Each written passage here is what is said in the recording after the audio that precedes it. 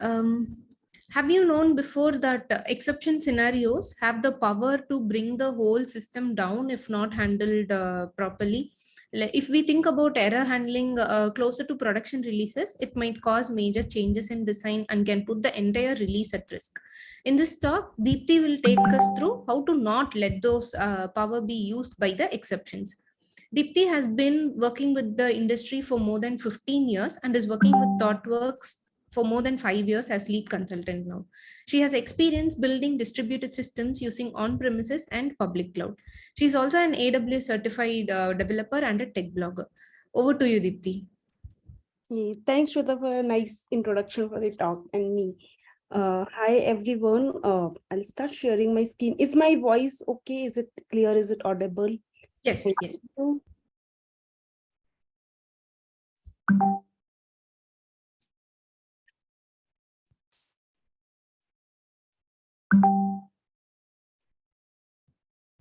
Is the screen share okay, Shweta? Can you just give me Yeah. feedback? Thank you so much. Hey everyone, I'm gonna speak about error handling in distributed systems and break that myth that that when it comes to the error handling, it's just a tech concern which developers with architects think about how do we handle that and keep the business aside from it. I'll start. This is a little heavy topic, so let me start with something light. uh, Whenever we join a company or a new project we ask about work timings or how demanding it's going to be, right? This engagement. And usually the answer is that, it's going to be pretty much 9 to 6 kind of project, 10 to 7, or, you flexible timing, but usually 8 hours every day. There's a need, you have to stretch beyond that, and it's going to be very, very exceptional scenarios, right? These are the usual responses we get. When we start working into the project, we realize, this exception, which was called at the start, is not an exception. Or if it is an exception, it's occurring so often, like, every week or every other's day. It's definitely true for a lot of us, right?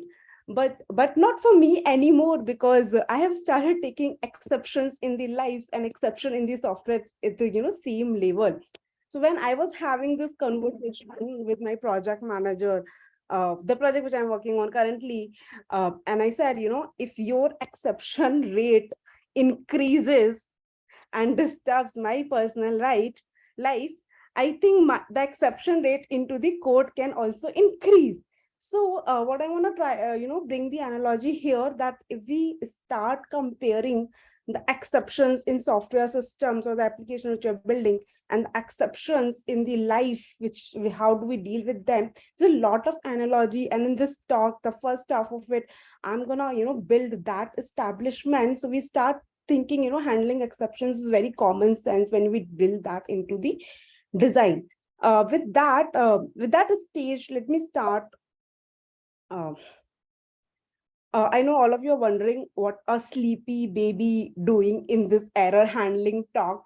I'll be very open. I have a 3 years old and I have learned a lot of software architecture and design principle while raising him up. So this baby here actually symbolizes all of us as a human being. We take care of so many areas in our life, right? Most of us have these areas in life. All of them are fine. You are peaceful like a sleeping baby, right? uh, but what happens if one of the area starts creating a problem?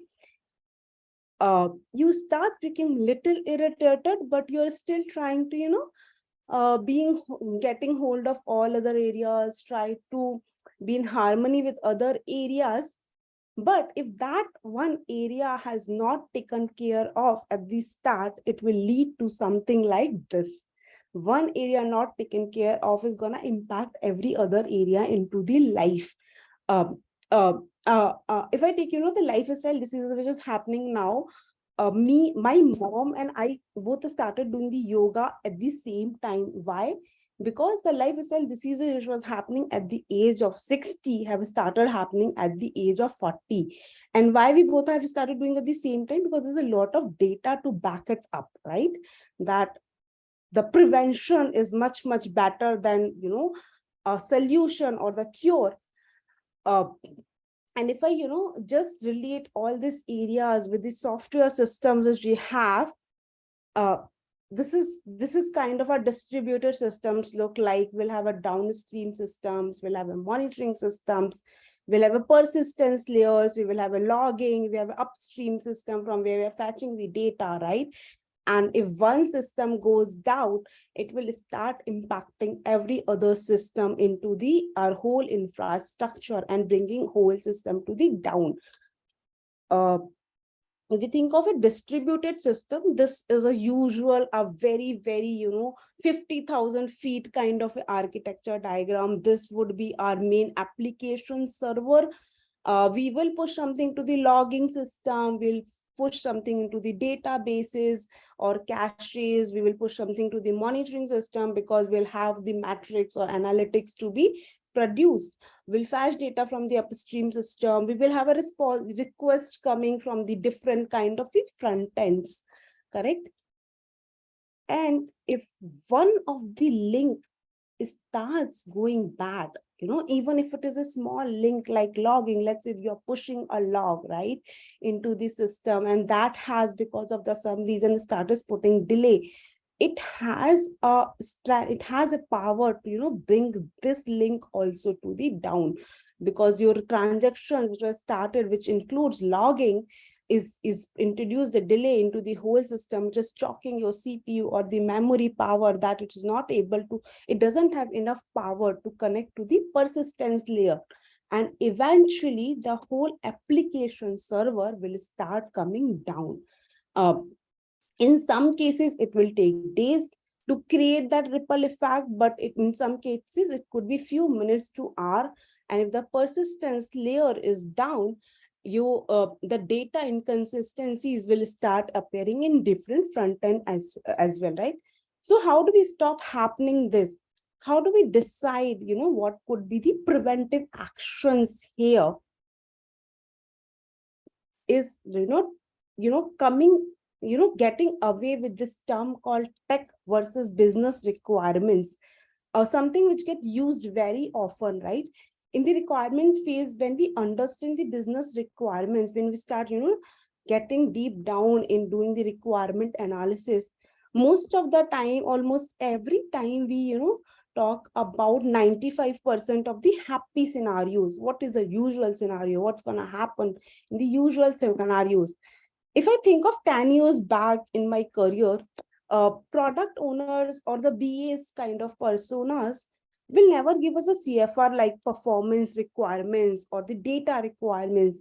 They will only give us that how the flow will start from front end or the upstream request and what should be the behavior. But they will not think in terms of the SLAs. They will not think in terms of the volumetrics exercises.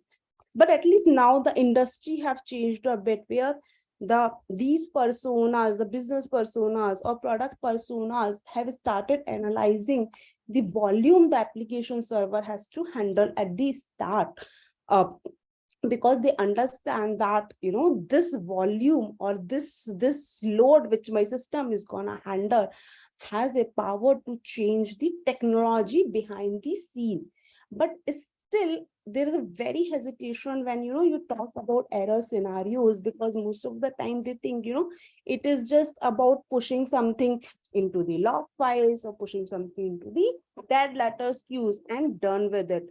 So every single work which we do, uh, there's this notion of, whether it's a tech work or is a business work, or error handling is just a tech requirement, but it's not a case right now. Because, you know if you think of this, if you think of, very small system which just takes a incoming request, and, you fetch the data from upstream server, and you have to store the data into the faster data access and the long term data access. Faster data access, which could be, you can consider some kind of a cache system, which is, just stores data very fast. And the long term data store is something you can think of S3, if it is a AWS or a RDS kind of system, where storing the data takes a lot of time.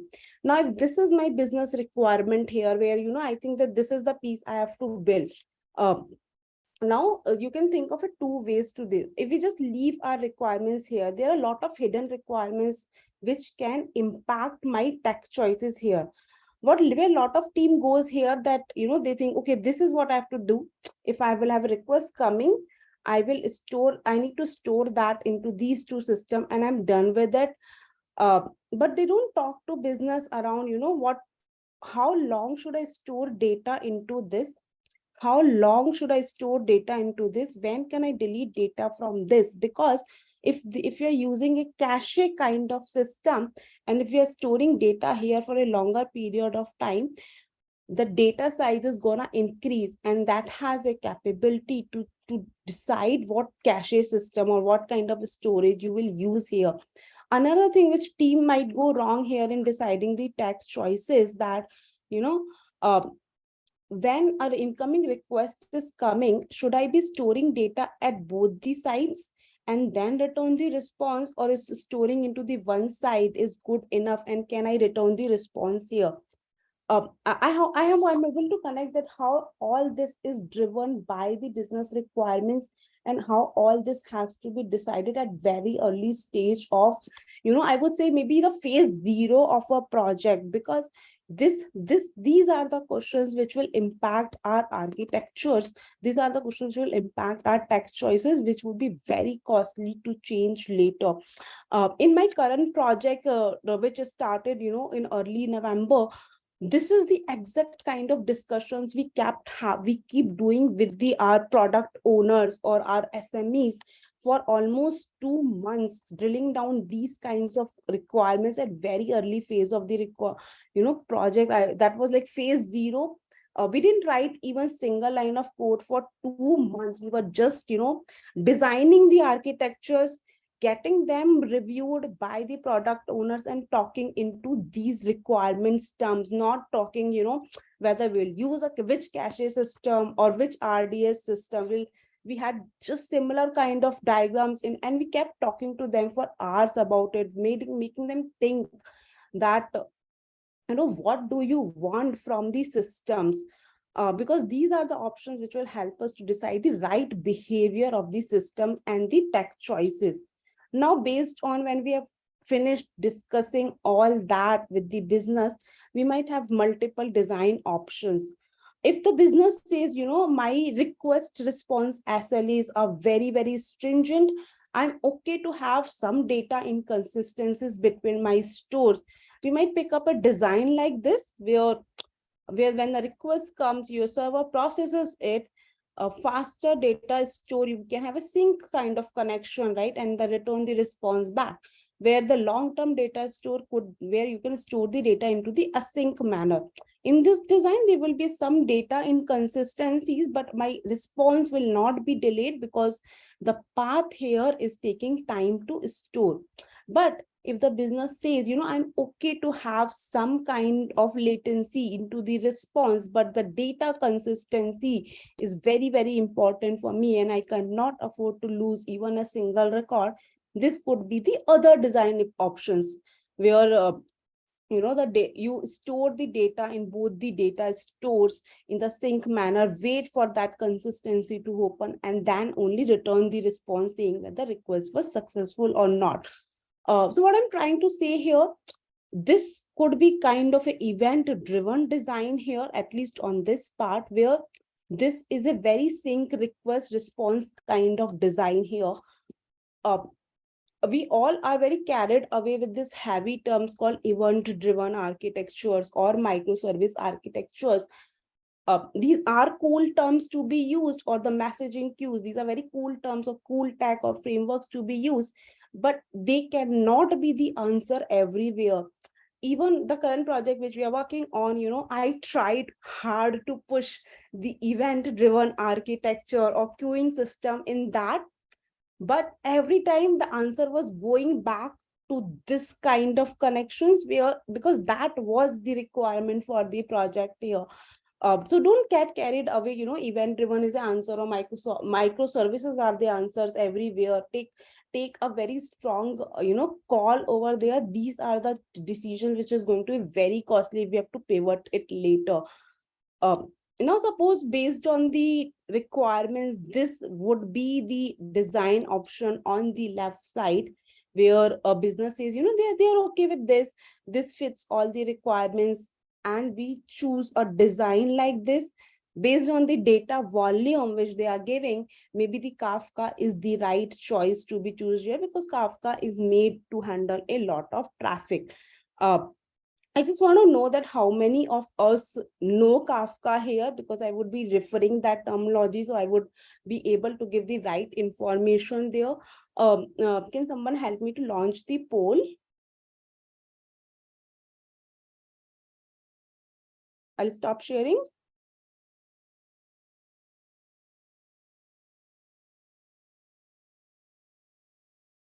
If all of you can rate yourself from 1 to 5, how much you know about Kafka, it will give me good understanding.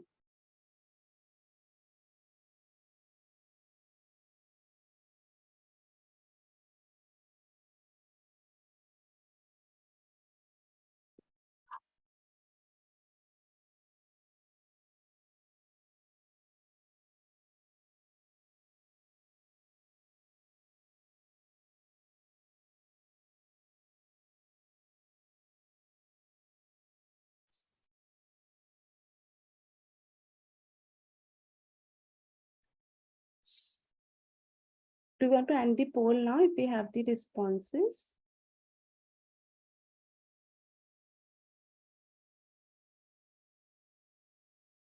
Okay.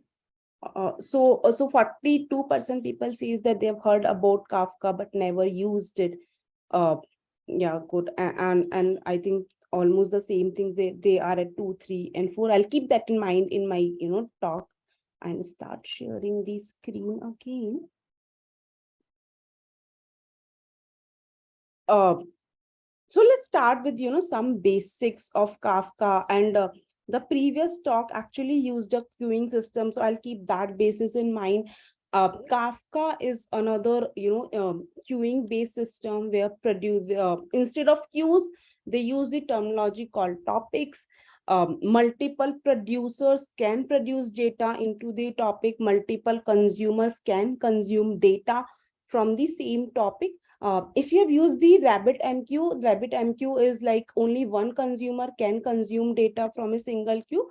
How Kafka differs is that their multiple consumers can consume data from the same queue. In Kafka, the topics will have a multiple partitions that helps to build the parallelism into the processing and hence improve the performance of the Kafka. Moving on. Now this is a little advance of any queuing system, whether it's Kafka or RabbitMQ. When we introduce a queuing system or the eventing framework, it provides two kind of processing to us: batch processing or a single processing. In single record processing, what happens? A single record is produced into the topic, and the consumer consumes it one by one, processes that, and then picks up another record for the processing. uh, it's a very simple, easy things to handle in the single record processing. What happens in batch record processing, that producers will keep producing the records into the topic, but the consumer is not consuming it one by one. When you're designing an application server, you will design a polling time or the polling interval or the batch size in which the consumer will consume the records from the topic. So let's say if you have designed a polling interval of 100 milliseconds, then every 100 milliseconds consumer is going to look at the topic and receive the data. Or if you say my batch size is 50,000 records, then the consumer, when the 50,000 records are there, the consumer is going to poll that together. This is more performant in terms of the resources used, because it's not continuously polling. This is more performant if you want a very, stringent live processing for the records, because as the records is produced, it is pushed to the consumer. uh, Not necessary a application server has to either choose this. It will always be a combination of these two into the application server based on the use cases. Now coming back to the error handling in the single record processing into any queuing system is definitely very, very easy, because the consumer has consumed the record, is processing it. If there's a failure, it can reprocess the record or move on to the second record based on what kind of error it could be. In batch record processing, it becomes very, very tricky, because let's say if my batch size was 1,000, and if 900th record fails, what I'm gonna do with the batch? Am I gonna fail the whole batch, or am I, process the first 899 records successfully and then fail from that 900th record? Or am I gonna retry the whole batch starting from 1 to 1,000 again? So this is very, so the error handling actually becomes very complex in case of the batch error handling. uh, Now that's where the business again comes into the picture, what they want to do into the batch record processing. Are they okay to reprocess the records again and again and again and again? Then what, how much more retry we should be doing there? uh, when we're talking about retry here, should every error be retried? Maybe not, but when we think about error, we should always think, should this the very first thought comes when an error comes into the system, let's retry it. But that retry might not be the answer every time as well. And hence, when you're designing applications, we should also start thinking that what could be the category of errors into my system. In my previous project, we designed our errors into the two category. One is called the recoverable errors, where the error happened once, but there are chances if you try that 2 times or 3 times, it will be successful record processing. The another kind of errors are the non-recoverable errors, where you have you try n numbers of times, you even try the 1,000 times, that they're going to be failure into the system. What comes into the recoverable error? Something like network connections errors. We are trying to establish a connection to the database, and there was some delay, or the network connections were off at that time. But if you try it 10 times, maybe there are higher chances that that will be successful. Some kind of errors because of the high traffic into the network, or the timeouts error. There was some delay in some network hops, and that's why the transaction has timed out and failed. But if you try it one more time, there are chances that it could be successful. What comes into the non-recoverable errors? The data validation errors, the schema incompatibility errors, where even if you try 10,000 times, if the record was not compatible with the schema, it's gonna fail. Or if you were expecting a data into a certain range, and if it is not meeting certain validation rules, if you try that record 10 times also, that's gonna fail. So that becomes another lens when we are designing or error handling into our systems, that what could be the categories of errors into the system. There are recoverable errors, there are non-recoverable errors. If in your system you have have come up with any other type of category of the error, I would request you to put that into the chat, so all of us know what could be the different kind of errors into the system. um After categorizing the errors, what would be the next thing is that how do I deal with these errors? It's very important that we design some kind of frameworks in dealing with these two kind of error differently, because I really like this concepts of called rules versus guidance. uh, all of us know what are the rules, right? Rules are something that should not be broken. If you have broken them, you have to pay the penalty for it. We put the process in place that rules should not be broken, and if it is broken, there's a notification around it. uh, to do you give you a few examples? Coding standards Some coding standards sometimes considered to be roles, right? And in our software systems, it's very common that we use sonar as a tool, right? If the rules are broken, everybody gets to know about it, and you have to fix that rule. Build failure is a penalty which you have to pay. Or new development should not create regression is another kind of rules, right? That's why the automation test suite is run, uh, and it gives the feedback with the every commit. These are also called the fitness functions into the industry now.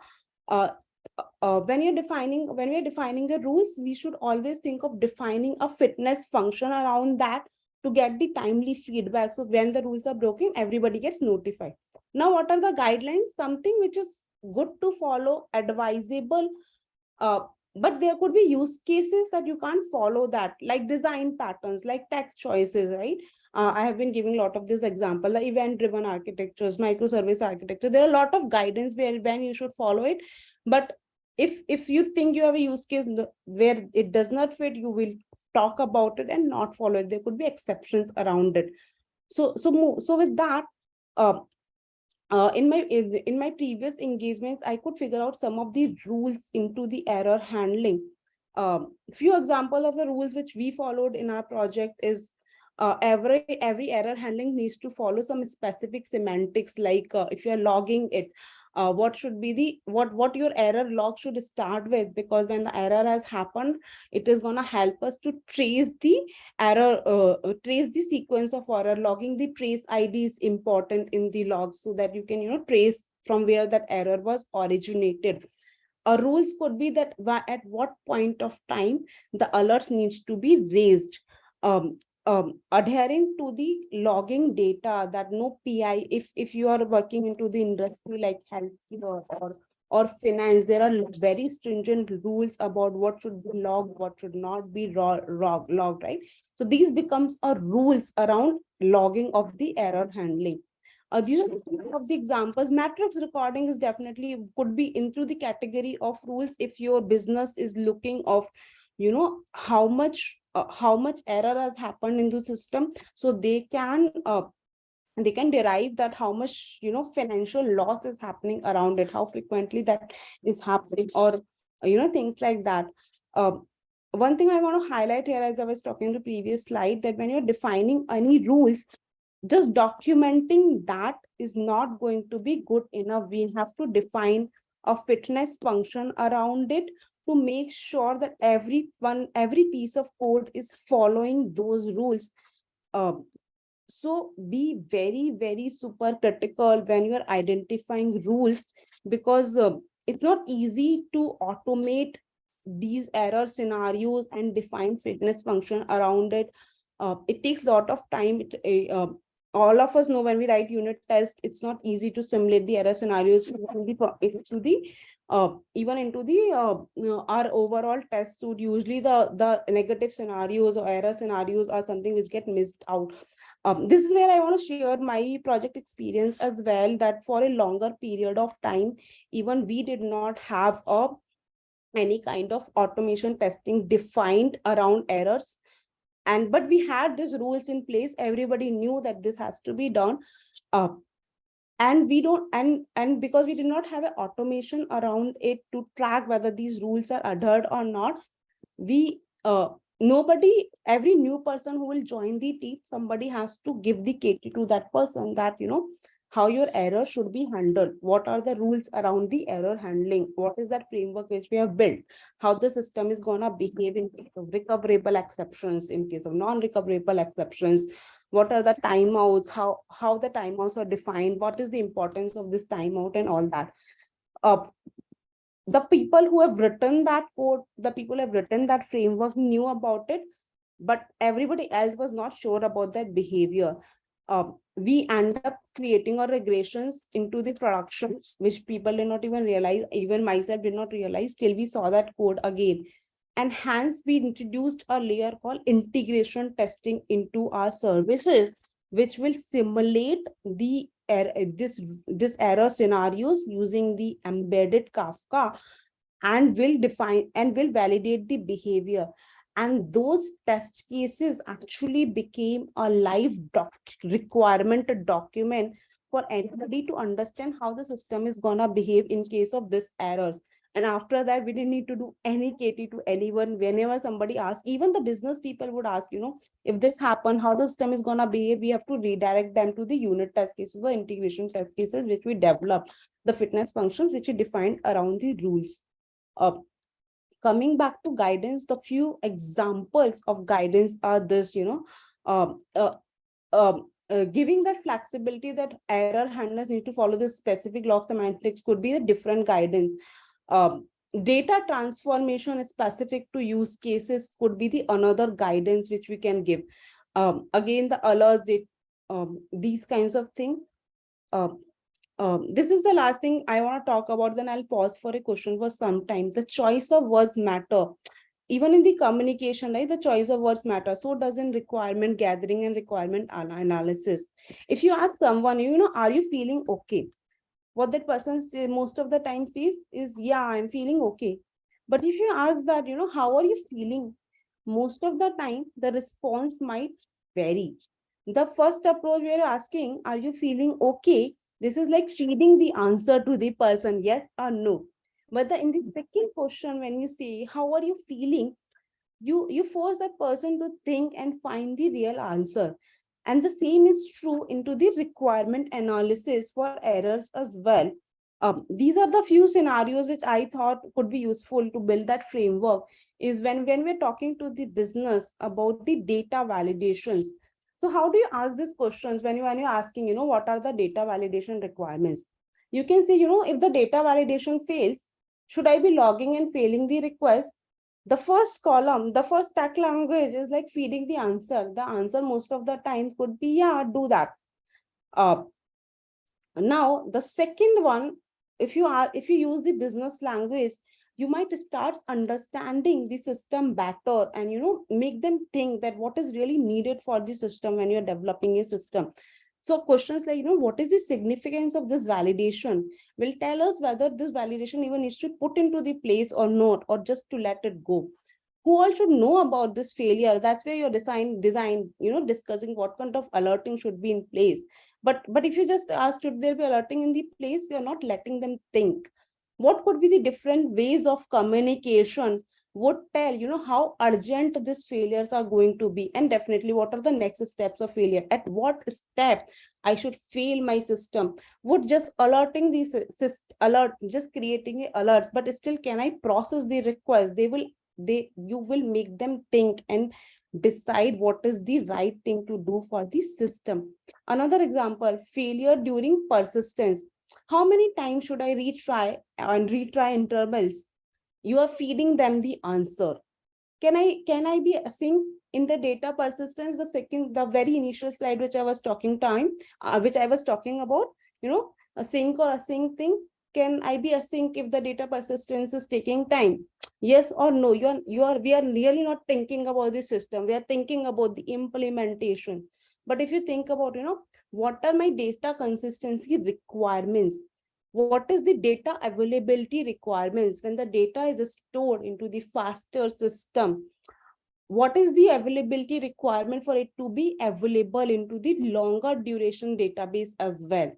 Implication of data losses. If I lose 1 to 2 records in that eventual consistency, or if it is not eventual consistency for few things, or what kind of percentage that consistency should be there, this would be the answer which will, maybe help you to reduce the complexity into the systems, avoiding that unnecessary complexity that everything has to be replicated. Importance of overall SLA over data, right? The slide where I was presenting two options and the data life cycle, which will help us to decide that when can I purge data from the slower system, or when can I purge data from the faster cache kind of system. This is the question when we start thinking, we'll actually start thinking that what is needed from the system. Failure during monitoring and logging. Should I be monitoring every request and action taken? We are really not letting them think. But if we start talking into the terms, sampling size and interval, matrix of significance, what are the metrics which they are actually looking at, rather than we deciding what kind of dashboard should be there into the system. There would be a dashboard which is for the health monitoring of the system as whole, but what are the business metrics? These are very important to think a lot ahead. These are the things which is telling, what is needed from the system. When we start thinking about the business dashboards, that's where we will start understanding what the system is built for, what are we looking from this system, accuracy needed into the dashboards and metrics, what are the percentage we are looking at. When it comes to timeouts, I'm sorry, I failed to think what was the tech language around it, because I've not been using it. If you know that, put that into the chat. But how I ask of the in the business language is, how important is the step into the whole journey? If I skip that, if it is taking time, is it okay to move ahead to the next step? How could be the default, what would be what should be the default behavior of the system in case of timeouts? Can I assume something into the system and move on? Mode of communication again, and who are the audience in case of timeouts? If we think about these questions very early into the life cycle of project, uh, we are going to have very peaceful sleep into the nights. I worked with Kafka for a very large scale system for 2 years, um, and because we considered these things at very early, I think we had a very peaceful night. uh, uh, and that's where a lot of this has come from the experience of that project for me. uh, I'll pause for a question if there are any, otherwise I'll move on to something that's very specific to Kafka.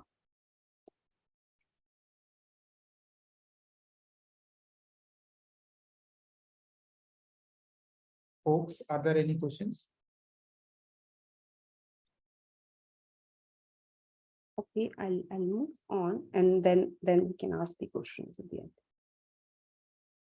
Because I've been referring Kafka a lot into the slides in the second part, I want to talk about two specific errors on Kafka and how it can lead to the over engineering. Um, One is too much scaling scenario. So, as we are telling that in the any distributed system, one of the advantages is you want better performance, build more parallelization. How you bring more parallelization?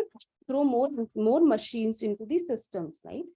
Uh, but as every piece of the machine is bound to fail sometime in their lifetime. So more the hardware, more the failure. If we have built thousand, if my system is running with 1,000 machines, and if I say that every machine is gonna fail one in 1,000 day, you are gonna have one failure every day, right? uh, this is what exactly happened with us also into the production. uh, and this is the usual thing that your producer is producing a message into a topic. Now your consumer consumes it, and the transaction starts right there. Your consumer processes that informations, and then it gives to producers. The P symbolizes here producer, and then producer is trying to so the transaction is started at this point when the consumer consumes the messages, processes it. Now the when it needs to produce whatever it has processed, it needs to produce that data into the another topic. So in this whole transaction, there will be Kafka consumer and there will be Kafka producer as well. Now, when the producer is producing it, it gets something like from Kafka, long time no see. What does that mean? That means, who are you? I don't know you. We haven't spoken for so long period of time, right? And what this error is called is invalid PID mapping exceptions. What's happening here is, if a producer hasn't made any communication with the Kafka clusters or Kafka topic for a longer period of time, it says it throws these exceptions, because I think by default value is 7 days. If a machine has not communicated with Kafka cluster for 7 days, the Kafka cluster will forget that machine. And if suddenly at the 8th day that machine comes and tries to communicate with Kafka cluster says, I don't know you. Who are you? Invalid bit mapping exception. This is one exception which came into our system also multiple times. And so what happened when this exception comes? When this exception comes, this whole transaction will fail, and then the another machine will pick that record for processing and will end up making it successful. So this whole system, this whole recovery is actually built by Kafka. This is a recoverable exception. But why this has happened? This has happened because you have thrown so many machines into the system. This path has, you have built so many parallelization into the system that there are machines which has been idle for 7 to 8 days, and that's why the too much scaling itself has become problematic here. This is a very famous or infamous exception into the Kafka world called invalid PID mapping exception. So be very careful when you are building a horizontal scaling. I'm sure every distributed framework has something very similar. The another infamous exception related to Kafka is related to the timeout, right? Timeouts are very common every system here, but something very specific to Kafka is, again, the similar example of something is produced into a topic, a consumer consumes it, the transaction starts and it is trying to produce into topic B. What's happening? Transaction timeout. Because when it consumes the record from the topic, there's a timeout which is configured by in the application server, and if that transaction is not finished within that time, and it finishes, let's say your timeout was 500 milliseconds, and then at 550th milliseconds this is trying to finish the transaction, you will get an error called producer fenced exception. Again, what it is saying, oh my god, you are alive, I thought you are not alive, you died in that transaction, and I don't know you, I don't understand this transaction anymore. And what is this, what is the remedy of this? Again, built by Kafka, that another transaction is gonna get started, consumer is gonna consume, another consumer is gonna consume that and gonna publish that record. So these two, the previous one, the invalid PID mapping exception and the producer fenced exceptions, both of them are very infamous exceptions from Kafka. Both of them are automatically recoverable by the Kafka. And the point what I was trying to make is that when we're designing the exceptions or error handling into the systems, it's very important that we understand exceptions like this and think that should I need to do something around it, or should I should I just let the framework handle these exceptions and just be in an observation mode for these kind of exceptions, have a knowledge about these kind of exceptions, and see that if you have to build something extra of it. So what the point which I'm trying to make here is something called over engineering. Over engineering also could be costly. Producer fence exceptions usually comes because of the over engineering. Whenever we think of a failure in a Kafka or RabbitMQ, the answer is usually DLTs and DLQs, right? Okay, it has failed. Are you pushing that record into the DLTs and DLQs? But is DLTs and DLQs the answers all the time in these kinds of frameworks? Maybe not. In production, where the system in the system where we were working in Kafka for 1.5 years into the production life, we never had DLTs into the system.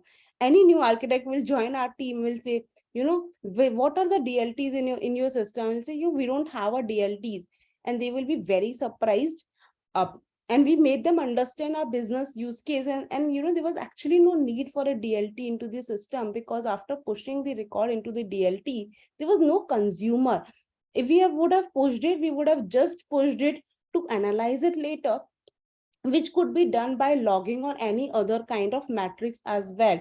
But if that extra record is taking, you are doing an extra network IO here or the disk IO here, which can lead to a failures here also. So this is very over engineering if you have been just thinking about DLTs and DL2s.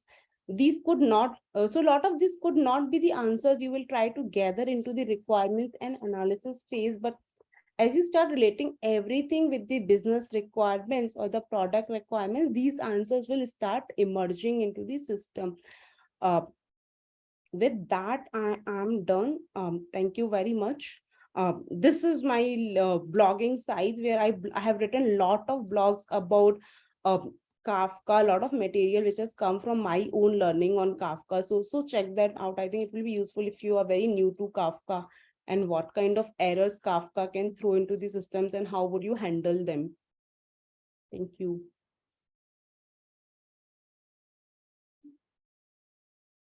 Deepti, we have a question for you. Okay. What is the alternative to DLT? What is the alternative to DLTs? Uh, I would say, yeah, if you are, if you alternative could be just logging, or if you just want that to be known as an information and not process that failure records, it could be just a kind of alarming system with the enough details in it, so you can analyze what has happened into the system to put a preventive action there. But if the record which has failed and you come next day, so see, okay, it has failed, but what do you do after that? If that record was not useful, putting into the DLT is also not useful. Maybe just the logging or the alerting is good enough to know what has happened to, or there's a failure which has happened in the system. The system where we have used Kafka, that was very stringent about, right, if you have not finished the processing in 10 minutes, processing that, after an hour is not useful. So putting that into the DLTs was also not useful for us.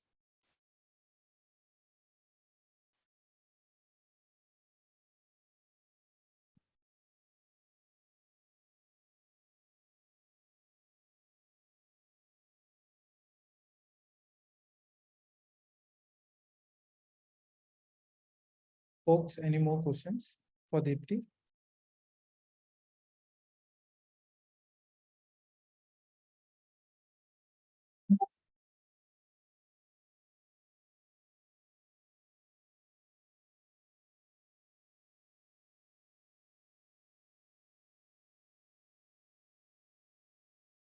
Okay, I guess that's it.